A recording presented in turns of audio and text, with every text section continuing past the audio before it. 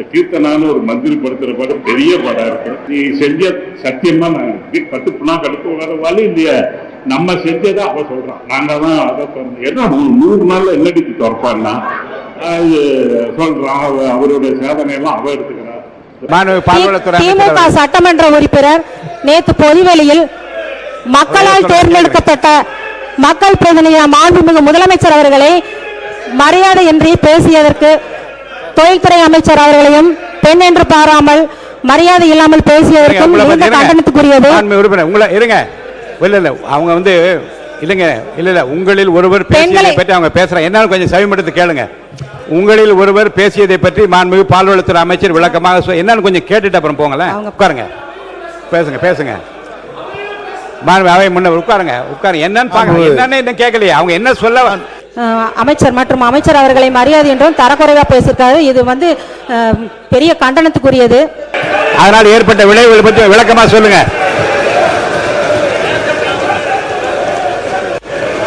இல்லங்க, அவங்க என்ன சொல்ல வராங்கன்னு கேளுங்க.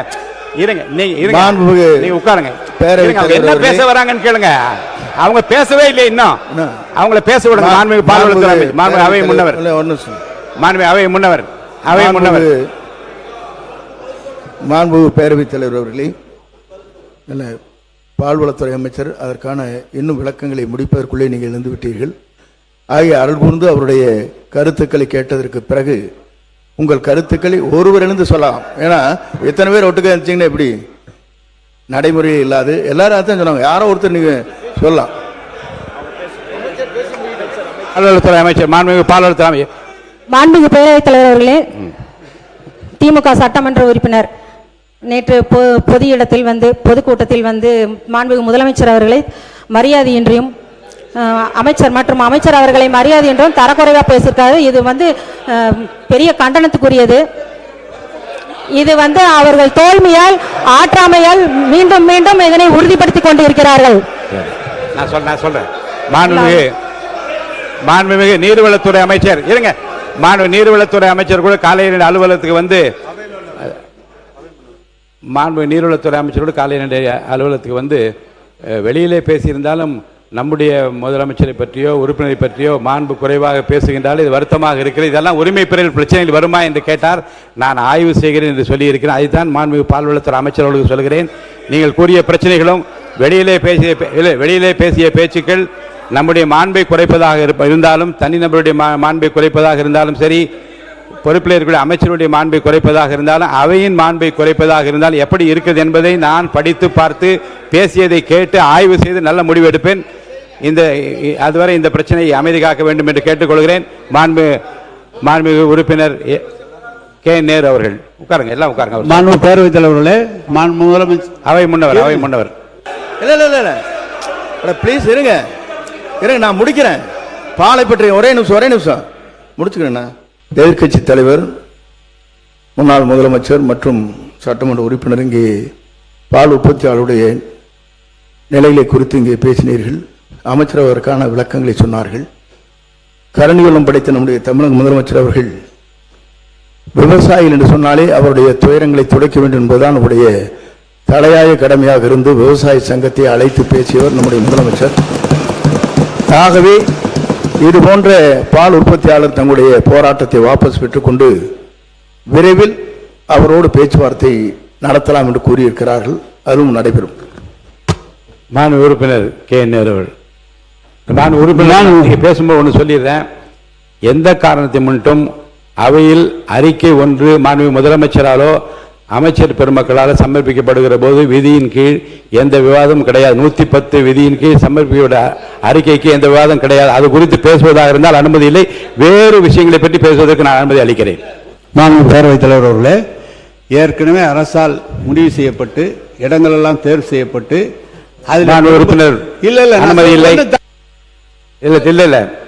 அனுமதி இல்லை. கூடலூர் தொகுதி இல்லை, இது அனுமதி இல்லை, விவாதமே இல்லை. அதை பற்றி எந்த விளக்கம் கேட்டால் இன்னொரு உறுப்பினர் சொல்ல விரும்புவார். அனுமதி இல்லை. மாண்பு உறுப்பினர் கூடலூர் தொகுதிக்குட்பட்ட பகுதியில் புலி தாக்கியது தொடர்பாக மாண்பு எதிர்க்கட்சி தலைவர் மற்றும் திரு தலவாய் சுந்தரம், மாண்பு உறுப்பினர் திரு கணேஷ்குமார், மாண்பு உறுப்பினர் டி ராமச்சந்திரன், மாண்பு கா மாரிமுத்து, மாண்பு உறுப்பினர் போஜராஜன், நான் உறுப்பினர் செல்லசுவாமி அவர்கள் இங்கே ஏற்கனவே 55 விதியின் கீழே அறிக்கை ஒன்று கொடுத்திருக்கிறார். நான் உறுப்பினர் போஜராஜன் அவர்கள், நான் உறுப்பினர் போஜராஜன், புலி தாக்குனதை பத்தி சொல்லுங்க. புலி உங்க ஊர்ல எப்படி தாக்குது, அதனால் ஏற்பட்ட விளைவுகளை பற்றி விளக்கமா சொல்லுங்க.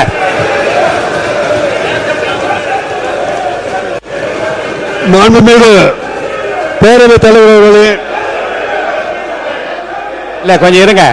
புலி பயங்கரமா தாக்கி இருக்கு, மக்களுக்கு ஆபத்து ஏற்பட்டிருக்கு, அதை பத்தி அவர் பேசுறாரு. மாண்பு உறுப்பினர் போஜராஜன்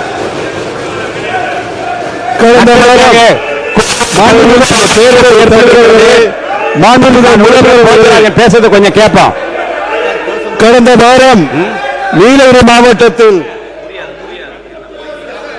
மாண்பு உறுப்பினர் போஜராஜன் பேசுங்க. கடந்த வாரம் நீலகிரி மாவட்டத்தில் கூடலூர் பகுதியிலே மாண்பு உறுப்பினர்களுக்கு விதியை படித்து விட்டேன், இந்த விதிப்படி தான் நடப்பேன், மாற்றம் கிடையாது. நீங்கள் பகுதியிலே எதிர்த்து குரல் கொடுப்பதாக இருந்தால் தாராளமாக நீங்க வெளியே சென்று குரல் கொடுக்கலாம். அவைக்குள்ளே நான் இதை அனுமதிக்க முடியாது. நான் உறுப்பினர் போஜராஜன் பேசுறீங்களா? அவை முன்னவர் பேரவைத் தலைவர் அவர்களே, 110 விதியின் கீழ் உங்களுக்குள்ள ஒரு முடிவு எடுங்க. சீக்கிரமா உங்களுக்குள்ள ஒரு முடிவு எடுங்க. என்ன செய்யலாம் என்பதை பற்றி ஒரு முடிவு எடுத்து நீங்க அமைதியாக நான் நடத்துவதற்கு எனக்கு வழிவகை செய்யுங்க. அவை முன்னவர் 110 விதியின் கீழ் முதலமைச்சர் அவர்கள் அறிவித்ததற்கு பிறகு என்றைக்குமே அது விவாதம் செய்து உறுப்பினர் அவை முன்னவர் வாங்க வாங்க வாங்க வாங்க கொஞ்சம்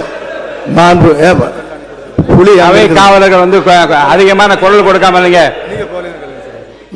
அமைதியா நீங்க வருங்க இருங்க. இல்ல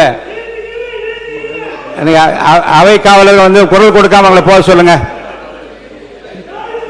மாண்பு திராவிட முன்னேற்ற கழக உறுப்பினர் தன் தொகுதியில் ஏற்பட்டுள்ள புலிகள் தாக்கியதால் ஏற்பட்டுள்ள அபாயம் குறித்து பேசுகிறார். மாண்பு உறுப்பினர் திராவிட முன்னேற்ற கழக உறுப்பினரோடு பேச அழைக்கின்றேன்.